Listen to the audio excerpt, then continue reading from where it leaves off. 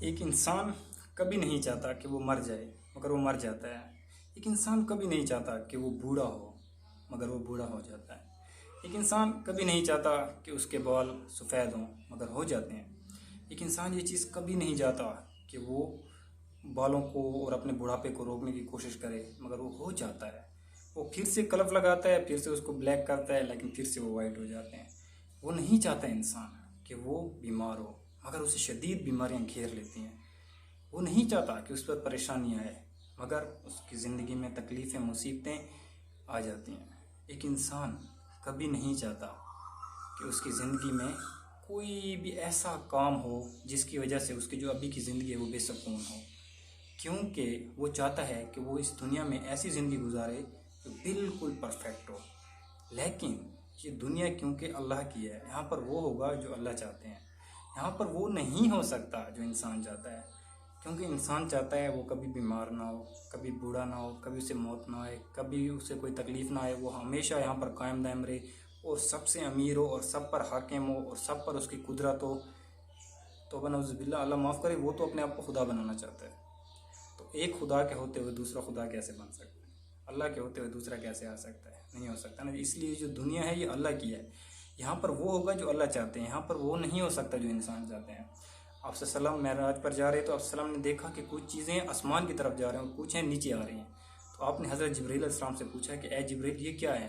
میں کوئی دیکھ رہا ہوں کہ کچھ اوپر جا رہا ہے اور کچھ نیچے آ رہا ہے۔ تو آپ صلی اللہ علیہ وسلم سے حضرت جبرائیل علیہ السلام نے فرمایا کہ جو اوپر جا رہے ہیں وہ لوگوں کے اعمال ہیں اور جو نیچے آ رہے ہیں یہ اللہ تعالیٰ کے فیصلے ہیں۔ تو جیسے ہمارے اعمال ہوتے ہیں اللہ تعالیٰ کے فیصلے بھی ویسے ہی اترتے ہیں۔ یہاں پر یہ دنیا اللہ کی ہے، یہاں پر وہ ہوگا جو اللہ چاہتے ہیں۔ اور اللہ تعالیٰ نے ہمیں ایک راستہ بتایا ہے، ایک کام بتایا ہے کہ آپ کو میں دنیا میں بھیج رہا ہوں، نہ آپ اس سے پہلے کبھی اس دنیا میں آئے ہو، نہ آپ کو اس دنیا میں رہنے کا طریقہ پتہ ہے، نہ آپ کو اس دنیا میں رہنے کا سلیقہ ہے، نہ آپ کو یہاں کے معاملات کا کوئی نالج ہے، نہ آپ یہاں پر پہلے کبھی آئے ہو اور نہ موت کے بعد پھر آپ آؤ گے۔ آپ کو میں نے پہلی مرتبہ کہیں پر بھیجا ہے اور آپ کو کچھ بتایا بھی نہیں جا رہا، لیکن آپ کو میں نے ایک کتاب دی ہے جہاں پر سب کچھ لکھا ہوا ہے کہ آپ نے اس سٹیپ پر یہ کرنا ہے، لوگوں کے ساتھ یہ معاملات کرنے ہیں، دنیا میں یہ زندگی گزارنی ہے۔ اگر آپ ایسا کرو گے تو آپ کامیاب ہو جاؤ گے اور ہم آپ کو کامیاب کریں گے، اللہ کہتے ہیں۔ اگر آپ نہیں کرو گے تو پھر آپ گمراہ ہو جاؤ گے اور آپ کی دنیا اور آخرت دونوں ہی خراب ہو جائے گی۔ تو ہمارے آس پاس جو ہمارے زندگی میں مصیبتیں اور مشکلات آتی ہیں اس کے پیچھے سب سے بڑی وجہ یہ ہوتی ہے کہ ہمارے اعمال خراب ہوتے ہیں، کیونکہ جیسے انسان کے اعمال ہوتے ہیں اللہ تعالیٰ اس کے ساتھ معاملہ بھی ویسے ہی کرتے ہیں۔ اور اللہ سبحانہ تعالیٰ اتنے کریم ذات ہیں، اتنے رحیم ذات ہیں کہ آپ اس کے ساتھ تھوڑی سی وفا کرو وہ آپ سے 10 گنا زیادہ وفا کریں گے، کیونکہ وہ وفا کرنے والی ذات ہیں۔ آپ اس کو لوگوں کی وفاؤں کے ساتھ نہیں ملا سکتے۔ اللہ تعالیٰ کی وفا بہت بڑی ہے اور وہ آپ کو مرنے کے بعد بھی یاد رکھے گا۔ اس دنیا والے تو آپ کو مرنے کے بعد بھول جاتے ہیں نا، اگر نہ بھولتے تو یہ انسان ساری زندگی کا قبروں پر بیٹھ کر روتے رہتے ہیں۔ لیکن کیا ہوتا ہے جب ہم دیکھتے ہیں کوئی مر جاتا ہے، ایک میاں بیوی جس میں آپس میں بہت محبت ہوتی ہے، بہت کہتے ہیں کہ ہم تو ایک دوسرے کے بغیر رہ ہی نہیں سکتے، لیکن یہاں پر کیا دیکھنے کو ملتا ہے اس دنیا میں کہ جب وہ ہسبینڈ یا وائف ان میں سے کوئی ایک مر جاتا ہے تو 6 مہینے کے بعد دوسرا شادی کر لیتا ہے، دوسری شادی کر لیتے ہیں۔ یہ دنیا کی وفا ہے، یہ دنیا کی حقیقت ہے۔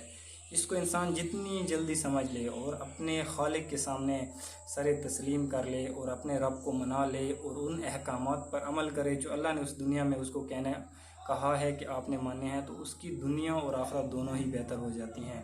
لیکن ہم اللہ سے کیا گمان کرتے ہیں؟ ہم اللہ کو کہتے ہیں کہ نہیں پہلے آپ کر دیں پھر ہم کریں گے۔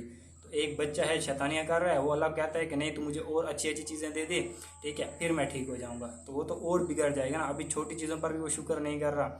تو اللہ تعالیٰ کہتے ہیں ایک انسان ہے، فار ایگزامپل ایک انسان ہے، اس نے رسی کو پکڑا ہوا ہے، نیچے کنواں ہے یا دریا ہے یا سمندر ہے یا جو کچھ بھی ہے، اللہ کہہ رہا ہے تو رسی چھوڑ میں تجھے سنبھال لوں گا، تو رسی چھوڑ وہ کہہ رہے ہیں نہیں اللہ تو پہلے مجھے سنبھال پھر میں رسی چھوڑوں گا۔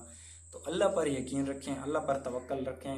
توکل پر بہت ساری بکس ہیں آج کل تو نیٹ پر اور یہاں پر آپ کو مل سکتے ہیں، چھوٹے سے پیجز ہوتے ہیں اس کے، آپ پڑھیں، آپ کا یقین بنے گا، آپ کو پتہ چلے گا کہ اللہ سبحانہ تعالیٰ کتنی بڑی ذات ہیں۔ اور ماضی پڑھیں، تاریخ پڑھیں تاکہ آپ کو معلوم ہو کہ نبیوں پر جب آزمائش آئی تو اللہ تعالیٰ نے اس کو کس طرح تکلیف میں سنبھال لیا.